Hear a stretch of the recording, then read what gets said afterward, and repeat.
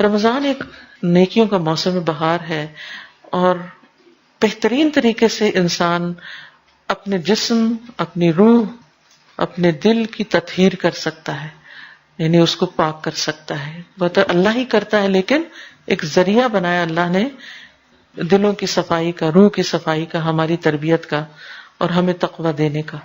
تو ہمارا ٹارگٹ اس میں یہی ہونا چاہیے کہ ہم نے اس رمضان میں تقویٰ حاصل کرنا ہے انشاءاللہ. ٹھیک ہے، یہ ہمارا ٹارگٹ ہے. اب تقویٰ کے حصول کے لیے پھر ہم نے کیا کرنا ہے؟ سب سے پہلے رمضان سے پہلے ہی تیاری شروع کر دینی ہے. اس میں سب سے پہلی بات یہ کہ ہم اپنے گناہوں پر سچی توبہ کریں. توبہ اور استغفار ویسے تو ہمیشہ ہی کرنی چاہیے، لیکن یہ یاد رکھیں کہ گناہ نیکیوں کے راستے میں حائل ہو جاتے ہیں. نیکیوں کا موسم بہار آ رہا ہے، کہیں ایسا نہ ہو کہ آپ اس سے پوری طرح فائدہ نہ اٹھا سکیں اور آپ نیکیاں نہ کر سکیں. کیوں؟ گناہوں کی وجہ سے. اگرچہ رمضان میں بھی گناہ معاف ہوتے ہیں، لیکن اس سے پہلے کہ جتنے گناہ ہیں یا رب تو ہمیں معاف کر دے، تاکہ ہم سے بوجھ اتر جائیں اور ہم بہترین طریقے سے روزے رکھیں، بہترین طریقے سے تلاوت کریں، بہترین دعائیں کریں، اور واقعی ہمیں تقویٰ حاصل ہو جائے. تو جب یہ مہینہ شروع ہو تو ہم شرح صدر کے ساتھ، اطمینان کے ساتھ اپنی عبادت اور نیک اعمال میں مشغول ہو جائیں، اس طرح کہ ہم واقعی مطمئن ہوں. تو گناہوں کے بوجھ کے ساتھ رمضان میں داخل نہ ہوں، توبہ کے ساتھ داخل ہوں، تاکہ رمضان شروع ہوتے ہی دوڑ لگ جائے. ٹھیک ہے، اور کہیں رکاوٹ نہ آئے. رکاوٹوں کو دور کرنے کا طریقہ کیا ہے؟ استغفار، سچی توبہ. وَتُوبُوا إِلَى اللَّهِ جَمِيعًا أَيُّهَا الْمُؤْمِنُونَ لَعَلَّكُمْ تُفْلِحُونَ. تم سب اللہ کے حضور توبہ کر لو اے ایمان والو، تاکہ تم کامیاب ہو سکو. رسول اللہ صلی اللہ علیہ وسلم نے فرمایا، لوگو اللہ سے توبہ کرو، کیونکہ میں دن میں 100 مرتبہ اس سے توبہ کرتا ہوں، دن میں 100 بار. ٹھیک ہے. پھر اسی طرح دعا کرنا. دوسری چیز کیا ہے؟ دعائیں کرنا. خاص دعا کیا ہوگی رمضان کے آنے سے پہلے؟ کہ یا اللہ ہمیں ہر طرح کی بیماری، تکلیف، پریشانی، مصروفیت سے محفوظ رکھنا، تاکہ ہم رمضان کی عبادت صحیح طور پہ کر سکیں. کوئی رکاوٹ نہ بیچ میں آ جائے، کوئی اچانک حادثہ، کوئی پریشانی، کوئی ایسی چیز بیچ میں نہ ہو کہ جو ہماری عبادت میں رکاوٹ بنے. کیونکہ بعض اوقات آپ دیکھیے کہ آپ کی بڑی تیاری ہوتی ہے کام کرنے کی، اچانک آپ خود بیمار ہو جاتے ہیں یا گھر والوں میں سے کوئی بیمار ہو جاتا ہے، تو پھر کیا ہوتا ہے؟ جو کچھ آپ نے پلان کیا ہوتا ہے وہ سب طرح کا طرح رہ جاتا ہے. تو اللہ تعالیٰ سے عافیت کی دعا مانگتے رہیں، اور پھر یہ دعا کریں کہ اللہ ہمیں خیر و سلامتی کے ساتھ رمضان تک پہنچا دے، خیر کے ساتھ رمضان تک پہنچا دے. اسلاف سے یوں روایت آتی ہے کہ وہ 6 ماہ یہ دعا کرتے تھے، اے اللہ ہمیں رمضان تک پہنچا دے، اللہ ہمیں رمضان دیکھنا نصیب کر. اور پھر رمضان کی عبادتیں کرتے، اور رمضان کے بعد اگلے 5 مہینے یہ دعا کرتے، اللہ ہمارے روزے قبول کر لیں، ہماری رمضان کی عبادتیں قبول کر لیں. تو رمضان کے آنے تک بھی دعائیں کریں کہ رمضان ملے ہمیں. کتنے ہی لوگ ایسے ہیں جو پچھلے رمضان میں تھے اور آج دنیا میں نہیں ہے. ہر ایک کسی نہ کسی کو ضرور جانتا ہوگا جس کی اس سال میں ڈیتھ ہوئی، آپ کے عزیز قریب ترین پیارے. ہمیں نہیں معلوم ہم دنیا سے کب چلے جائیں. تو اللہ تعالیٰ سے دعا کرنی چاہیے کہ اللہ تعالیٰ ہمیں اپنی اطاعت کے کاموں، اپنی عبادت کے لیے ہماری مدد فرمائے اور ہمیں اس کے لیے قبول کر لے. تیسری چیز، اس مہینے کا خوشی سے استقبال کرنا، اس کے بارے میں سوچ کر خوش ہونا. کیونکہ رمضان گرمیوں میں آ رہا ہے، جون میں آ رہا ہے، عین گرمی کی شدت کا مہینہ. تو اس لیے کچھ لوگ اس کے آنے کی خبر سے پریشان بھی ہوتے ہیں دل میں، بڑی گرمی ہوگی، بڑی پیاس لگے گی، کاموں کا کیا ہوگا، ایسا کیسے ہوگا، ویسا کیسے ہوگا. لیکن آپ نے ہر سال دیکھا ہوگا سب کچھ ہو جاتا ہے. تو آگے کا خوف نہیں کریں، پیچھے کے تجربے سے مطمئن ہو جائیں کہ الحمدللہ اللہ نے سب کرا دیا تھا، لاسٹ ایئر بھی کرا دیا تھا، اس سال بھی اللہ کے فضل سے ہو جائے گا. تو اس لیے خوشی سے رمضان کا استقبال کریں، اور اس کا بھی اجر ہوگا انشاءاللہ تعالی.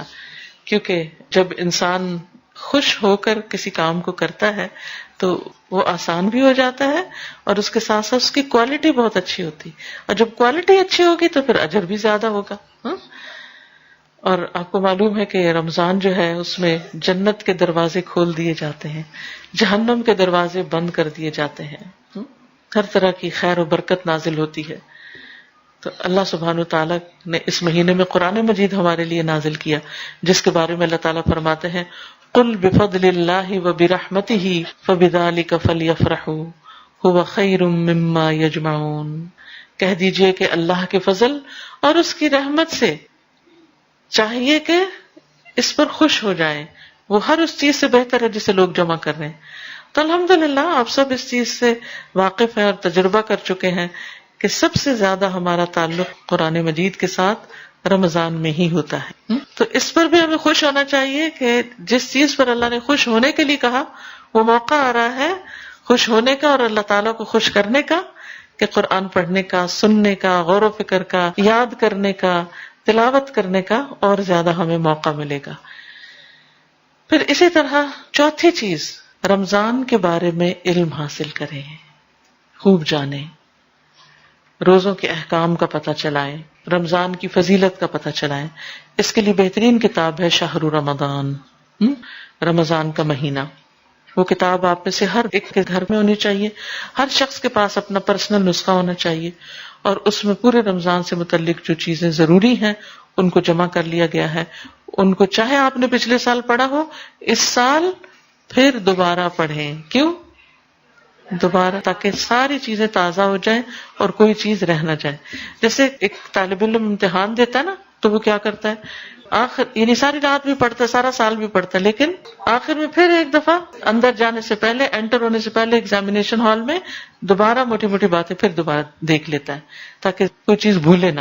تو ہم بھی کچھ بھولے نہ اور ہر چیز اچھے طریقے سے کر سکے، اس کے لیے ہمیں اس کو پڑھ لینا چاہیے. اس کتاب کی خاص خصوصیت یہ کہ اس میں کرنے کے کام بتائے گئے ہیں، احادیث بیان کرنے کے بعد یہ کہ کرنا کیا کیا چاہیے. رمضان کے آنے سے پہلے اپنے کاموں کو نپٹا لیں. کون سے کام؟ مثلا شاپنگ، گروسری سے متعلق، اپنا راشن دال چاول اکٹھے کر لیں، خاص طور پر بیسن وغیرہ جو آپ نے پکوڑے بنانے ہیں، کیونکہ اس کے بغیر تو ہمارے یہاں رمضان کا کانسیپٹ ہی نہیں ہے نا. لیکن یہ کہ اس سے ہم اپنے لیے بڑی مشکل کھڑی کرتے ہیں، کیونکہ کھانے میں تو مزہ آتا ہے لیکن اس کے بعد پیاس کا دور شروع ہوتا ہے جو روزے سے پہلے ہی ہوتی ہے، اور پھر اس میں مزید اضافہ ہو جاتا ہے. پھر جب ہم طالوت کی فوج کی طرح زیادہ پانی پی لیتے ہیں تو پھر تراویح پڑھنے کے لیے ہمیں مشکل ہو جاتی ہے.